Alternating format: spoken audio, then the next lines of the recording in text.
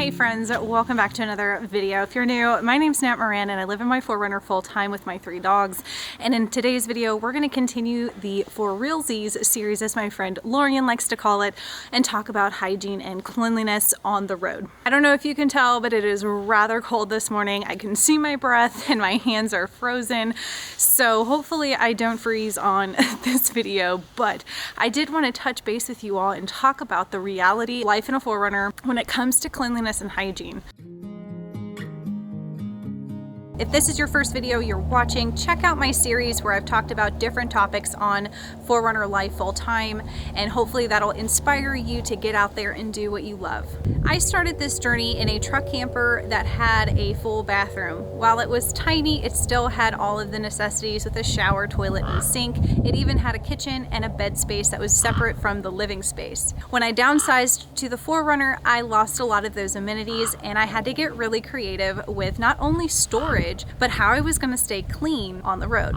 I work full time and my job requires video conferencing, so I wanted to make sure that I had everything I needed to stay presentable for those calls. Now, when I'm looking for campgrounds, I do try to find campgrounds that have natural water sources nearby. In addition to having the accessibility to taking as many showers as I'd like, it also gives me the opportunity to bathe the dogs and have water on hand that I can filter. So even when I had the truck camper, I relied heavily on a solar shower. In the event that it's cold or cloudy and I don't have a good reason to use the solar shower, I do have a collapsible bucket that I can store really easily, and it has a drain that I can drain the water out or just dump it out. On really cold days, I can boil water on my stove and then pour into the collapsible bucket and then have a little bird bath right then and there. During times that I didn't have a lot of water to have frequent baths or to wash my hair, I used dry shampoo to keep my hair looking good and smelling good.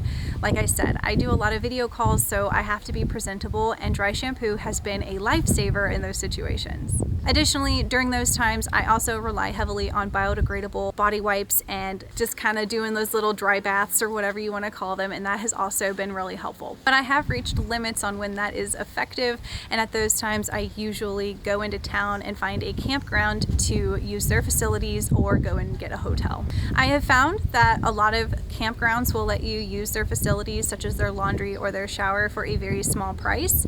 The last time I went to a KOA, it was $8, but just call ahead if you're concerned about the price. Another little accessory that has really made a difference with the cleanliness and hygiene routine that I have is by having a nail brush. Being in places that are very dusty and dirty, I end up having very dirty hands and feet, and I cannot stand having dirt under my nails despite my level of threshold for dirtiness.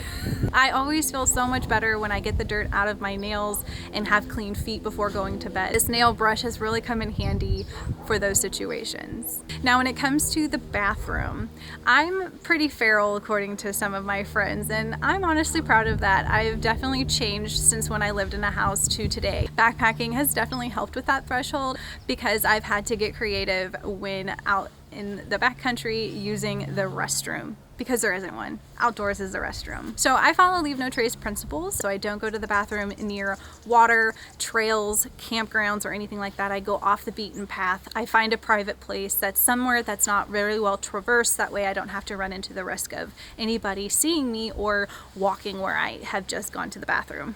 Additionally, when it comes to number 2, I will dig a cat hole based on their parameters and use biodegradable wipes that are approved for putting into a cat hole. Now, in situations that I can't just go find a tree or a bush to hide behind, I do have a Shiwi that I can use for number 1, but I have found that the Shiwi and I don't have a very good relationship. You can ask some of my friends. I think it's operator error, but it sometimes creates more of a challenge for me than it's worth. But overall, it is nice to have that as an option if I'm trying to be more discreet, as long as it doesn't like overflow.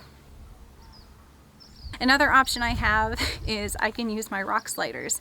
My rock sliders are a perfect platform to just pop a squat and It's worked multiple times. I have to say, I'm all about those multifunctional pieces of off-roading equipment, and those rock sliders are definitely one of them. So when it comes to trash, I pack out what I pack in, and I try to leave my campgrounds cleaner than when I found them.